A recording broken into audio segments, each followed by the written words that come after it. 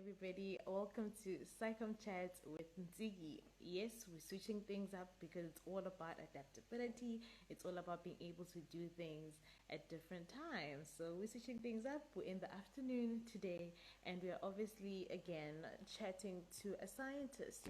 Getting to know them, getting to know their journey, about their research, because this platform is about representation. It's about getting to see the people you don't always get to see and get to see what a scientist looks like, beyond the traditional view of it, and also to kind of get to understand better what a scientist is doing, right? Because think about it, our most of the research that they do and so forth is funded by taxpayers' money. So it's nice to know what they are doing with all this money and what they are doing with the research. Today, we have another scientist. We have Dr. Mathapelo joining us today, and she's going to tell us a little bit about her work and what she does and what she so what I do. Good afternoon. Hi. Let me just move around and maybe I can see better There you lighting. I go. think it's coming from this That's side. it. Yeah. Okay. That's But I can't hold it like this for 30 minutes, so I think maybe I should move. okay. So find the proper position. Okay.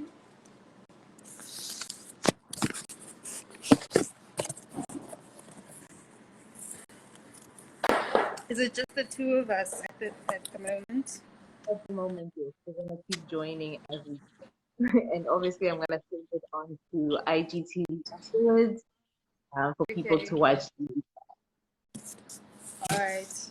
I can't hear you very well. I hope you can hear me though. I can hear you. Can you hear me now? What's that? Can you hear me now? Yes, I can hear you now.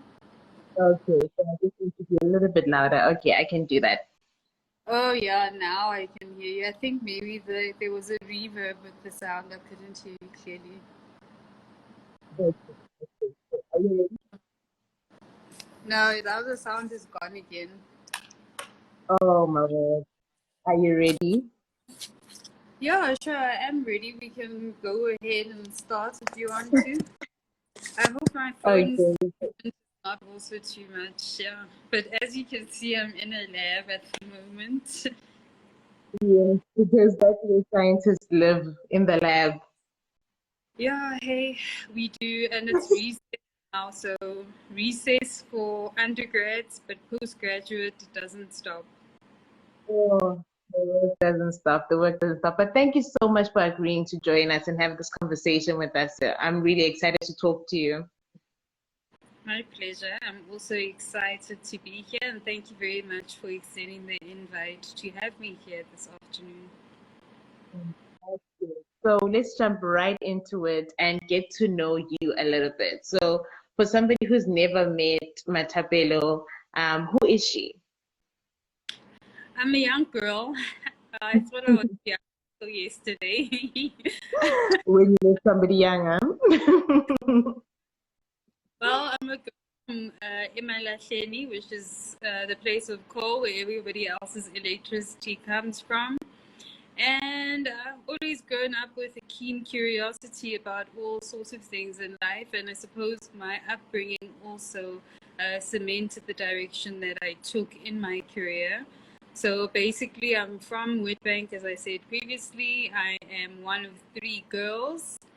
So when I was growing up, we couldn't drink water from a tap. So that's basically what propelled me to go into environmental things and specifically environmental chemistry. So my entire upbringing, the way that I see the future and the way that I live now was all stemming from a place of not having and wanting to make a better world. So why do you think science would be the solution? I mean, you could have gone into public service or stuff like that, where you advocate for water to be there and stuff like that. But why did you decide, no, I'm going to just go the science route? All right, so when I was growing up in Witbank, everybody wanted to go work at the mines. So I didn't want to do that at all. So basically, from a young age, our family couldn't drink any water from the tap. You'd open the tap and the water would be brown.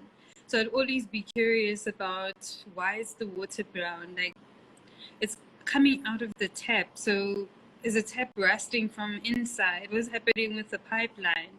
But when I go to Witbank Dam, for example, there's water in the dam.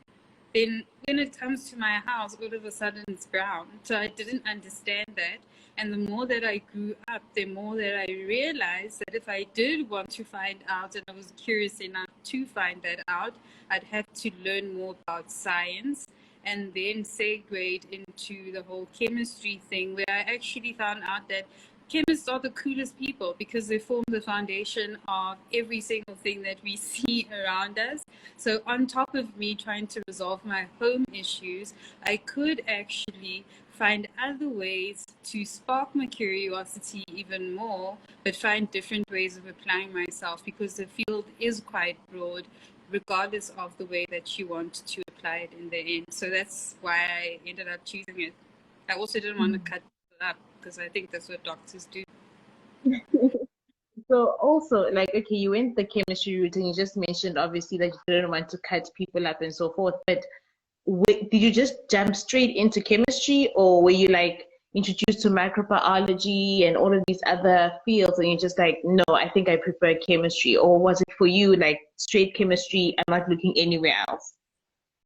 No, it was never anywhere else, to be honest. Wow. I started doing analytical chemistry. Then I found out that I might be stuck back in the trap that I was trying to escape, which was not to go to the mining sector and doing routine work and things like that. But then I also started interacting with postgraduate students who told me about their studies and the cool things that they were doing. And then it also became a matter of saying, oh, well, chemists are actually the people who know how to use the instruments, who can build the instruments, and who know how to analyze the data. And I was like, oh my gosh, that is so cool. I should actually try to continue on with that and place my mark in the field, whether it's building an instrument or applying an instrument in a different way.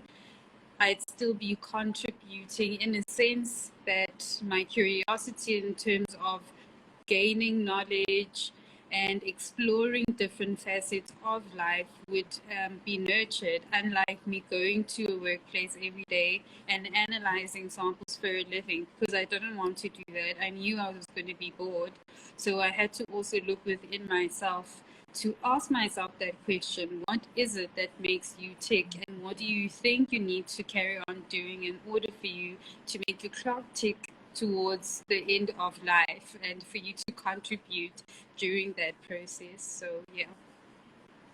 You know, what you just said now is very important, where you had to look and like inwards, right? Look at yourself and ask yourself certain questions of where do I want to be? What do I want to achieve? And is what I'm doing aligning with where I want to be? You know, because I think that's very important, especially like you said, till the end of life. You don't want to be stuck in a career where you're just like, oh, it's another day. And I must go. we shouldn't be pushed into certain careers because of our communities, because of where we come from, because of our friend circle, because of what your school is telling you to do. At the end of the day, you're the one that has to wake up and go to your workplace. You are the one that has to live with the decision and the choice that you've made. And if you don't make the right one from jump, or if you don't discover what your right one is during that process, then I do think that you're doing yourself an injustice. Yeah.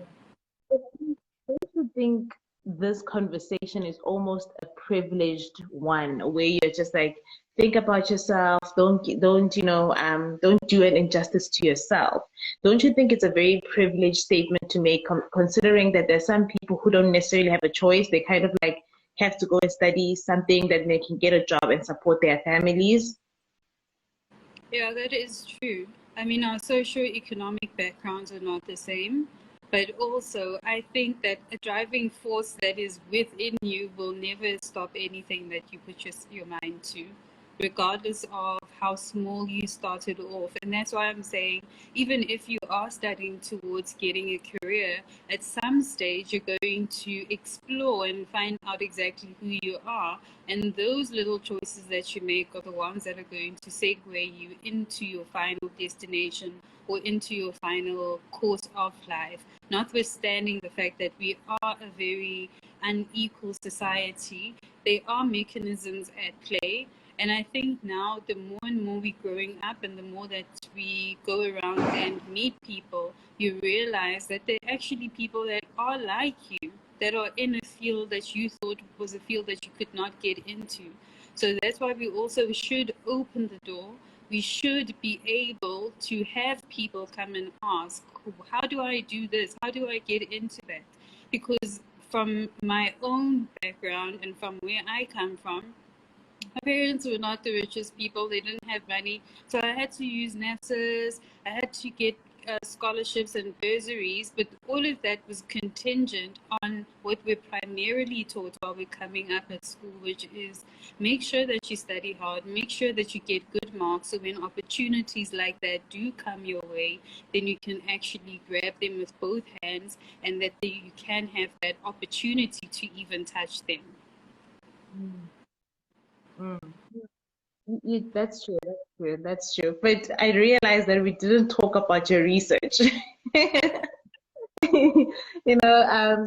backtrack a little bit and talk about your research. What is your research about, and why is it important? All right, so basically, as I said, I grew up in a place where we couldn't drink water from a tap, and I was always curious why. And that is what my research is about now. It's Yeah. basically environmental chemistry where we go out into the field and find out what things are contributing to the inequalities in water quality and quantity in certain areas, where the pollution comes from, and how we can actually formulate ways in which we can rehabilitate those environments for future generations. Mhm. So is this a research that you've been doing since your honors year, and you've just carried on with it till now, or is it something that you're just like, I was passionate about it when I was a young kid, and now that I'm postdoc, I'd want to do it? Well, it started with my postgrad. So I've always been a field type of environmental chemist. And I've carried that through because that is something that is important to me as an individual. But I also think that in a country that we're living in, we don't have a lot of water and we don't have very clean water. What is it that is contributing to that inequality as well? Because we can't have inequalities on a social standing and then still not have them in terms of service delivery. Somewhere we must bridge that gap.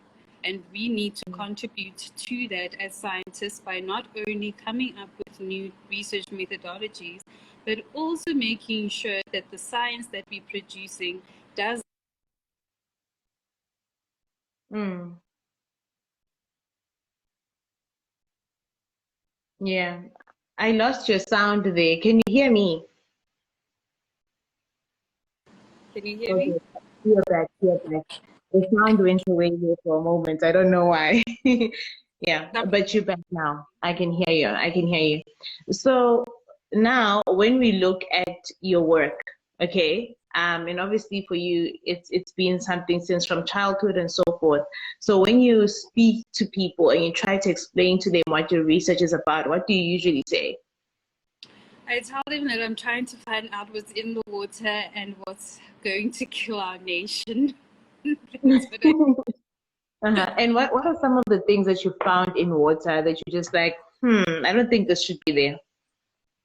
There are a whole lot of things. If you have a look at how we're living as a society, the way that we're living has changed over time. So the simplest thing is taking a plastic bag and not putting it in the dustbin. What happens to that plastic bag? It gets carried away by the wind, then it eventually lands up in our water bodies, then it starts breaking up into little bits and pieces, gets taken up by all of the fishes and things that are in the water. Then we go there and swim. we go there and we fish and we eat the fish that now inevitably has the plastic that you let go yesterday. So some of those things are like a life cycle thing. Like while you think it doesn't matter, it's just a minor thing, it still always will come back to you as a person. So most of the things that we're finding are things that we call emerging pollutants. So these are also pollutants that tend to persist in the environment, which means that they stay there for a very, very long time. So would you say that, people who decide I'd rather buy water and drink bottled water, do you think is a solution, or that's just adding more to the problem? I think right now it's not necessarily about that being a solution, but not having an alternative choice. Because if you do try and you get water, say for example, from a fresh water system, it's contaminated. You can't see the pollutants that are present there, but they are there. And you find that people end up having ailments, they end up having birth defects, you end up having all sorts of things because you don't have a choice. Whereas a person who can actually buy bottled water has a choice to buy the bottled water but has no choice to drink the water out of the tap. So it's type of a catch-22 situation, and I really don't blame people for doing that. If we can come up with different ways of getting cleaner water to everybody, if we can upgrade our wastewater treatment plants, which are still archaic, which means that they can't clean out all of the pollutants that we're finding, then we really have a problem. Yeah, definitely, I agree with that. And I just want us to move on a little bit and speak about representation, and how that matters. Because I'm assuming that depending on your upbringing, there's certain things you would have never experienced, right? So there's some people who've never experienced, like you said, opening the tap and the water's brown, or something like that. So why do you think representation matters in that aspect, especially when considering doing scientific research and its impact on society? So I think representation matters because you can't speak for a voice or for a community that you haven't actually been a part of, and an issue that has not affected you as an individual. Because at the end of the day, you need to communicate that with the people that are in that community or in that society. So in my view, if I did not have, I don't want to say privilege, but the dishonor of not having had the experience as a small child, then now it would be difficult for me to even have community engagements where I try to explain what the actual problem is in the society, how we as people can contribute to mitigating it. Then people won't hear you. It's just like when you think about elections. Certain communities prefer certain political parties. If you can't even speak their own language, then what are the chances that you're going to get their votes? So we need to also just think about that transition, in that in science, we are representing the people and the communities from which we come. When we go back to those communities and report back, we're reporting the science from which we learn somewhere else to the people that we know are affected by it. I think it really does matter. And I think as also a young Black woman, people can also put themselves in my shoes and say, you know what, this is actually what a scientist looks like. It's not what we're seeing, in old stories with a guy with a long beard. No, it's somebody who we can relate to, who comes from our community, and who can actually translate whatever they're learning into a language that's easier for us to understand. Because of how science traditionally was done, where quite often, and a lot of research projects are like this, where a scientist is from here, and then decides, oh, I'm going to do a research project, and goes to community B. They get there, they do their research, they're done, and then they leave and they go back to community A where they're from. Do you think that's the reason why the society and people have not been so receptive to scientific discoveries and research? Not only that, I think we as scientists, because we're used to, you need to write a manuscript, you need to publish it in a journal. You don't actually think about, oh, well, after I've published this, what happens to the community that is actually affected on a day-to-day basis? And this is why I think it's important for us to incorporate science communication in all of our projects.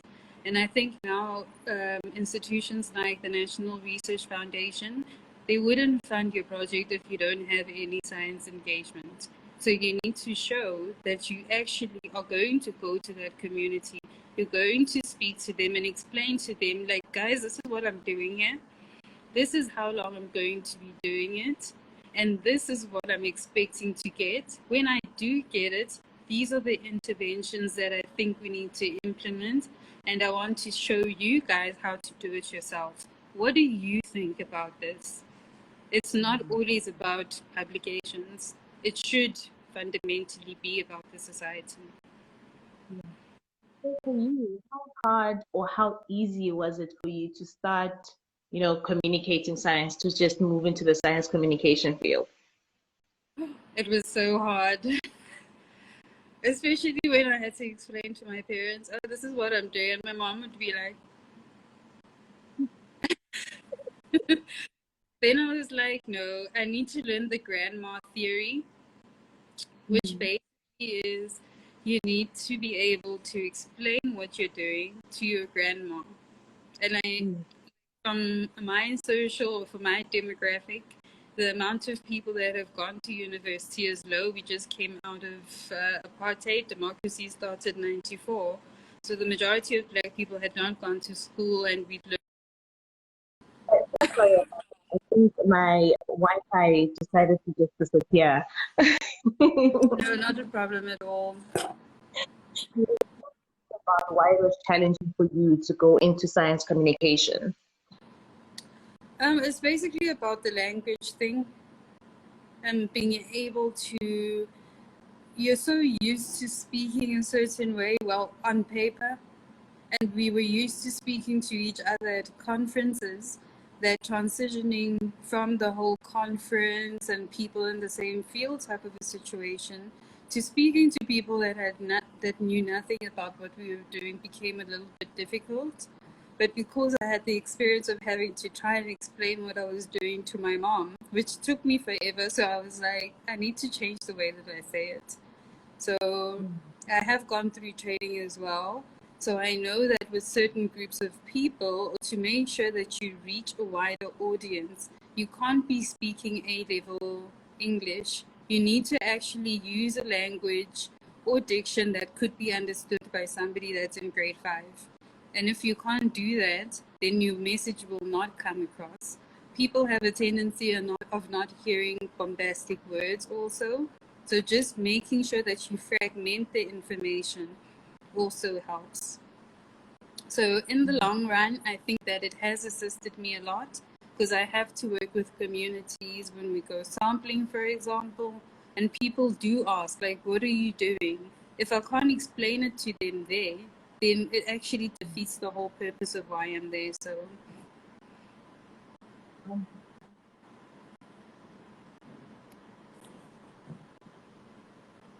I can't hear you at all.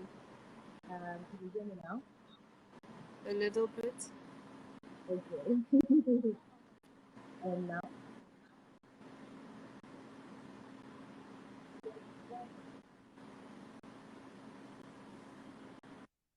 I just need, obviously, the training.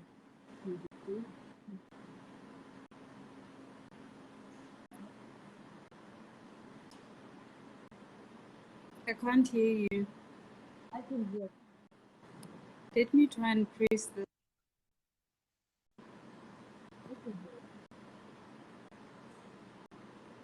My little sister says can't hear you. She's in the chat. Yeah.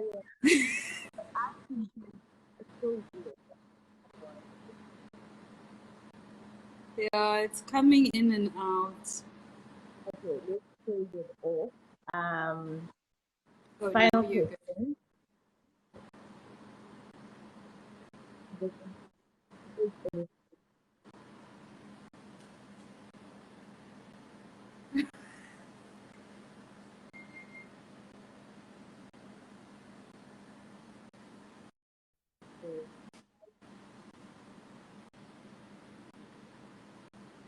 Okay, final question. I see that in the chat box. Okay. Why am I a science communicator? I'm a science communicator because I am passionate about the environment and I want each and everyone that I come across, whether it's a person that's in the science field or whether or not it is a child on the street or whether or not it's my community members, I feel that they deserve to know what it is that's happening behind the scenes because those are things that affect them a lot. So I communicate science so I can disseminate information in an easy to understand manner. Wow, so much. This was really, I really enjoyed talking to you and getting to know more about your research and why you do what you do. So keep doing what you're doing and yeah, keep sharing. We love to see it. Thank you so much, and thank you very much for inviting me. I really enjoyed sharing a little bit more about what it is that I'm doing, and I do hope that the people who did listen in and those that will still listen in do learn something from this conversation, even if it's just about me.